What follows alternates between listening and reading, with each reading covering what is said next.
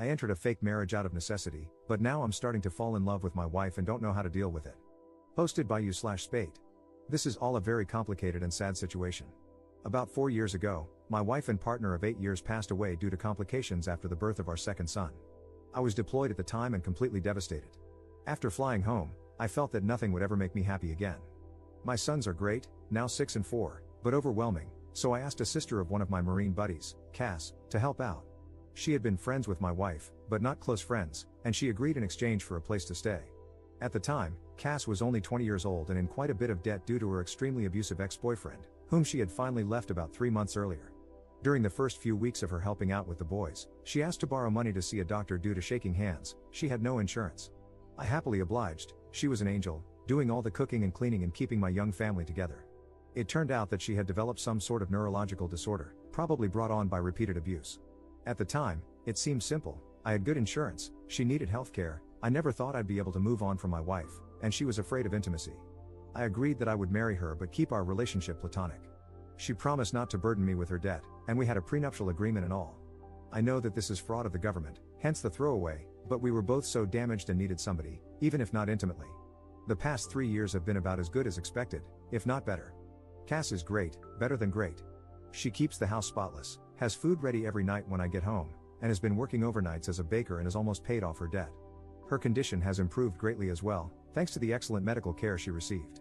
With the boys, she is a saint.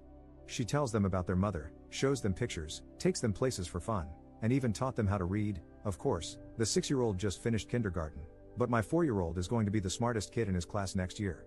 Sometimes, the 4-year-old calls her mommy, but she shushes him and reminds him her name is Cass and that mommy is the angel whose picture is above the fireplace. Once her debt is fully paid off, the kids are in school, and she saves up a bit of money. She plans to go into a nursing program.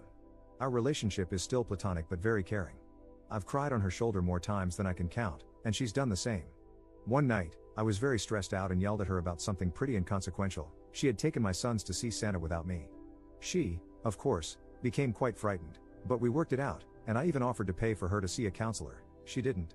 That was 2 years ago, and while we've had minor fights since then, we've been able to work through them. She seems to understand me whenever I'm hurt, upset, or angry, and she's calming in a way that I can't explain. The problem, Reddit, is that I think I might be falling for her. I've been noticing little things, her scent, her smile, her laugh. The way she smiles with her eyes when she sees me, how much my boys love her. Not to mention that she's gorgeous, hardworking, and one of the strongest people I've ever encountered. A few nights ago, I almost kissed her after we had put the boys to bed, and her hugs goodbye have started lasting a little bit longer. The other day, she was taking a nap in my bed, she was washing her sheets, and I wanted to join her. Not to have sex with her, just to lay with her, hold her, and kiss her. I don't know what to do or how to even bring this up. It's been 4 years since my wife died. I can only think of a quote from A Song of Ice and Fire in which a character says, "When the sun has set, no candle can replace it," meaning that since his true love has died, nobody could replace her. That's how I used to feel, but there have been days when my thoughts are occupied with Cass, and I haven't even thought about my wife. I feel bad about it, and I still miss her, but I never thought I'd be able to move on. I feel guilty and disloyal. At the same time, I want her, not just sexually or physically, but romantically. I want to be intimate with her, not just as friends. I don't know how to bring it up. I don't want to scare her or make her uncomfortable, but this is becoming more difficult than I could have ever imagined. I was thinking about asking her to get dinner, just the two of us, and bringing it up. But what if she refuses? How can I gauge her interest? If it means anything, the other day she was having a hard time with the boys, they were restless and out of hand, so I brought her home some of her favorite flowers. She was extremely giddy, gave me another lingering hug, and even gave me a quick kiss on the lips. I was taken aback, but she pranced around, finishing dinner and putting the flowers in a vase. What does this mean? Edit. Screw it. It's been an hour on here, and you've convinced me to tell her. I've called her favorite fancy restaurant and made a reservation. Her brother agreed to babysit and let her/me stay at his place tonight if she isn't into it or feels uncomfortable. She paid off her debt this morning. Apparently, she just texted me a picture of the check, and next week is our 3-year anniversary, so that's the prelude. I'm going to tell her at dessert. I'm nervous as hell. Update 1 day later. Last night was hectic at first. Our younger son ate what he called a giant fuzzy spider, and Cass wanted to take him to the hospital, even though he was fine. Her brother, we'll call him Joe, told her he'd take care of it and basically forced her out of the house to celebrate getting out of debt. She really didn't seem like she wanted to go. At all. I was getting nervous. We got to the restaurant pretty early, but luckily, they had a table. She ordered wine, which was odd because she hasn't drunk much since breaking up with her ex, but I figured it was a time to celebrate. We made small talk for a while, but it felt forced, and I knew I had to tell her soon. Before the entrees even came, I said I had something to talk to her about. She didn't smile and told me, "I know." Joe told me. My goddamn heart almost stopped. That prick. I hurriedly told her I was so sorry, that I didn't want her to find out that way, and I had wanted to tell her myself. She shook her head, frowned, and said it was okay. She just wanted me to be happy and said I deserved it. I told her I didn't want to stress her out or make her uncomfortable, but I needed to tell her and see how she felt, and that it was completely up to her. She gave me a look and said that, actually, it was up to me, and I should just do what made me happy. She mentioned she was probably going to move out after her program ended and promised to stay out of the way until then. That's when I realized something was off and asked what the hell Joe had told her. She said he told her I wanted to take her out to dinner to tell her I'd started developing feelings for a girl and wanted to ask her permission to ask this girl out. It was then I realized Joe had set me up for the most climactic pickup line ever to exist. Our entrees came, I had shrimp and pesto gnocchi, and she had crab legs, for you detail lovers, and I explained that, yes, I'd started developing feelings for a girl, I just didn't want it to mess up what we had. She said it wouldn't mess anything up, that she still loved the boys, and that she'd take care of them in the house. I then explained that I wasn't going to ask the girl on a date, though, and she asked incredulously why not. Then I dropped the smoothest line I've ever dropped, because I'm already on a date with her.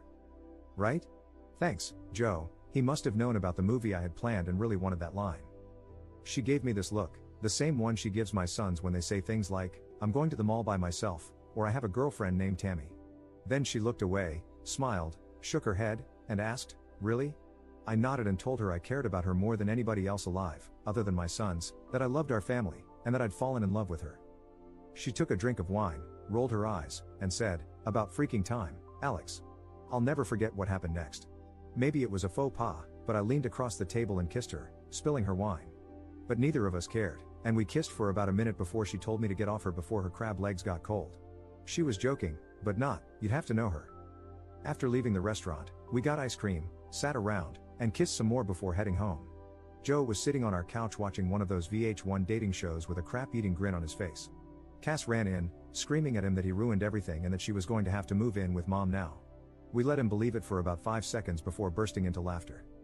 He shook my hand, told me the boys were sleeping, and left. I picked Cass up, kissed her, and carried her to my room, where we, well, made out for like 2 hours and snuggled the hell out of each other. She isn't ready for anything else but emphasized yet. I'll give her all the time in the world.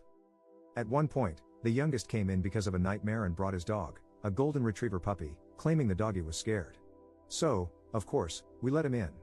I woke up early to make everyone breakfast, and, of course, deliver it, and am about to go kiss my wife goodbye before asking my boss for the second half of the day off to spend more time with her while the boys are at school and preschool. Sorry I haven't replied to everything, I was a little busy, but thank you all for the support. Second update 2 months later. Hey everybody. I hope your workday is going well. My day has been crazy, but everything has been going wonderfully lately. It was somewhat strange at first explaining it to our friends and family, but most of them had already caught on, including my sons, who act as if nothing has changed. I'm pretty sure the little buggers knew the entire time. Anyway, last night I came home, and Cass was out of it.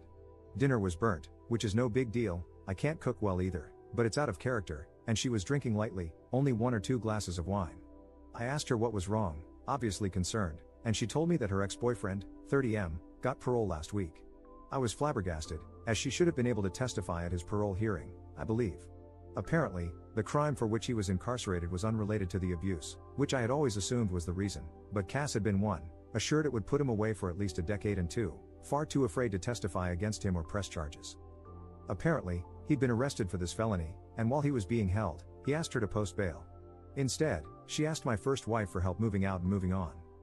I don't know what to do. I don't think we have any legal way to put him back in prison. She knows she should have gone to the police and feels guilt-ridden and upset about it now. I know she's going to be safe because if he tries to contact her, I'll take legal action to ensure he doesn't come near her. I've taken off work today, but I've promised that even when I go back, I'll have my buddies stopping by throughout the day. But I don't know how to make her feel safe. I've contacted my lawyer about filing a restraining order, and he said it shouldn't be too hard, but she's a mess. I just don't know how to make her believe that she's safe. I doubt this piece of crap will come around, but I know what I'll do if he tries. Third update 1 year 3 months later. Hey Reddit. First of all, I'd like to apologize for not keeping you guys updated. I've honestly just been pretty occupied with life lately. Last night, I had trouble sleeping. I was browsing the internet when an article about Reddit popped up, And I thought, I wonder how those nice people are doing. Then I signed in and realized that a lot of you really care about how my life is going with Cass. The answer is, pretty well now. Things got tough for a while when her ex was released from prison last year, though. She was so afraid that he'd contact her. Until he did. I remember that night like it was 5 minutes ago. Somebody rang our doorbell, and the oldest son answered. He asked for Cass. She told the boys to go upstairs, gave me a look, and I knew. But she didn't look scared. The crapstain apologized, begged for forgiveness, and asked for a second chance. She was so brave. I wanted to kill him, but she told him no and asked him to leave. He did, and he tried to contact her a few more times before we got an order of protection against him. Last I heard, he moved upstate to live with his dad or something. Around this time, her brother Joe also got into a really bad car accident and ended up having to move in with us for a while. He's a great guy and one of my best friends, so we didn't mind, but it was a stressful time.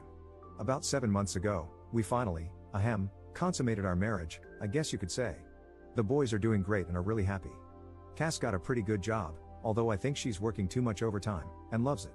We're expecting our first child in February and couldn't be more excited. You could say that life is pretty good. Fourth update 7 months later. It's a girl. Sorry for not updating, it was a pretty rough pregnancy, and Cass has put her foot down about wanting more. I guess 3 is enough, but everything turned out great. Little Therese was 21 inches and 9 pounds at birth, and as bald as I am. She's way easier than the boys were, she hardly ever cries and is the most photogenic baby ever.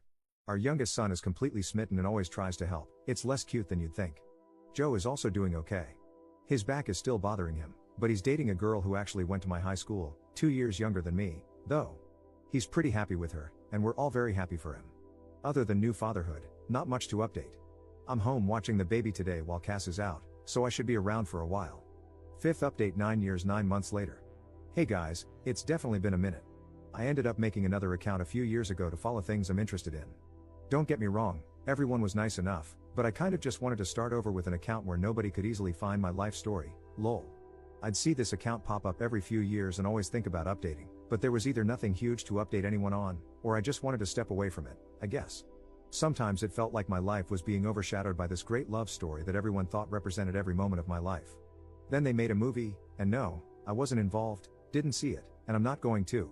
I guess the happy updates are that we did end up having another baby, unplanned, but we love him so much. I had kind of put off getting a vasectomy but took care of that right after. Cass finished school and has a great job where she's moved up a lot, actually. I got out of the military and have been working a civilian job. Our dog passed 3 years ago, but we got another puppy a few months ago. The older boys are doing great in high school and sports, they both made varsity their freshman year and are so kind. Our younger two are also doing great, happy and healthy. I got a new job during COVID and love it. Her condition continued to improve and is now completely managed with therapy and medication. The bad updates, I'll start with the worst one, which is that Cass's brother passed away 4 years ago. He got into some trouble about a decade ago and never really got himself back together. We were both devastated. It felt like everything went gray in our lives, and we were struggling to stay afloat emotionally, if that makes sense. I threw myself into work and one of my hobbies, and she became severely depressed, even quitting her own hobby to focus on work and the kids. After a while, we were basically just roommates raising kids together. I don't know. Hindsight is 20/20, and I think we just didn't focus on each other because we were too focused on ourselves. About 7 months ago, I asked for a separation and moved out. She was devastated and didn't agree with it at first, but eventually, she accepted it. I didn't cheat on her, but I definitely saw how other marriages in our friend group worked and realized that she barely asked me about my day, my hobbies, or anything anymore. Everything we talked about was bills, kids, or adult responsibilities, not the fun things we used to do even when we had kids. I found myself talking more to friends about my feelings and hobbies than I was to her. One of those friends was a woman, but it was just talking, nothing physical. Even looking back, I don't think it rose to the level of an emotional affair, but I also know I was more excited to talk to this woman at one point than I was to Cass. I know all marriages have mountains and valleys, but this valley felt endless. I reasoned that we'd had a great almost 15 years, and nobody could take that away from us, but we deserve to be happy. I've dated a little here and there, but nothing serious. My 2 older boys stopped talking to me when we separated and wouldn't come over. I know Cass has tried to encourage them to visit, but they're stubborn. I think they blame me. She says she hasn't told them anything, but I don't know. The younger ones were coming over every other weekend and whenever I asked them to. Around September, I realized I'd made a huge mistake. Unfortunately, around that same time, I found out she'd started seeing someone else, a woman she used to work with. I felt like I'd completely ruined my life and went to a dark place. I was drinking a lot, both alone and at bars when I didn't have my kids. There were a few incidents where we fought, really fought.